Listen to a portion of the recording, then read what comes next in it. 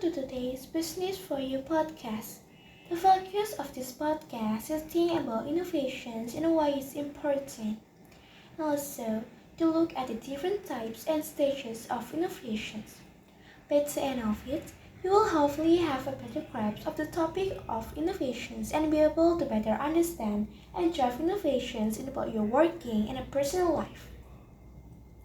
So, why is innovations important? Well, still people without innovations, it will be difficult to make a progress. Organizations and societies will stagnate.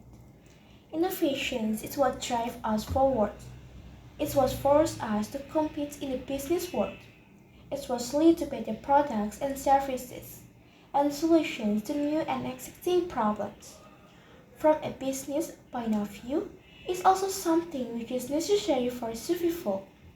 Four key types of innovations are incremental, disruptive, architectural, and radical. Incremental innovations involves innovating in increments or small stages, step by step. It focuses on existing markets and technologies and aims to make improvements and design changes to existing products and services. Disruptive innovations aims to bring in new ideas, like technology or processes, to existing markets. In that sense, the innovations will disrupt the markets and the companies currently serving that market. The first touchscreen smartphones disrupt the mobile phones industry because up to then, mobile phones had buttons and keypads. Architectural innovations involves taking successful ideas from one market or industry and applying them to a new or different market. This often happens when people think of an utter unconventional use of existing technology. A good example of this can be seen in the vacuum company's Dyson's entry into the hand dryer and hair dryer market. Their advanced airflow technology from their vacuum cleaners was applied in a reverse to machines that blow out air. In the case of these examples, is personal hair dryer and hand dryer in the public toilets. And finally, we come to radical innovations. This is where a completely new idea is created for a market that doesn't exist yet.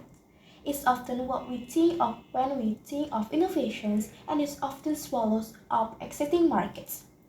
For example, the birth and growth of digital and downloadable music has practically led to the death of music CDs and even DVDs. Similarly, film and TV streaming service may lead to the demise of traditional TV within a few short years.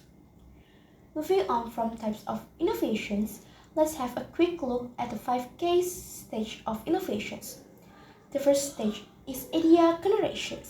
This is where you think of the initial idea and develop it to a more detailed proposal or plan.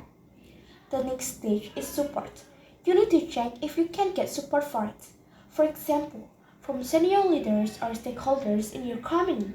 If you are innovating in your personal life, then support you might need could be from friends or family. Dictating is a good idea and dictating is a would work. The third step is to experiment and set out the idea. This could mean creating a sample or prototype of it. If it's a product or if a service, you could test out a basic for it. The first step is evaluation. You need to assess how successful your experiment were and what changes of a layer success your idea will have. And finally, you then need to actually implement your idea. That's the fifth stage. So, there you have it.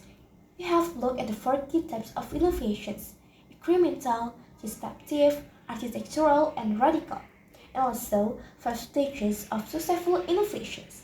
Firstly, idea generations, then get support, next experiment and test out the idea. The fourth stage is evaluations, and finally implementations.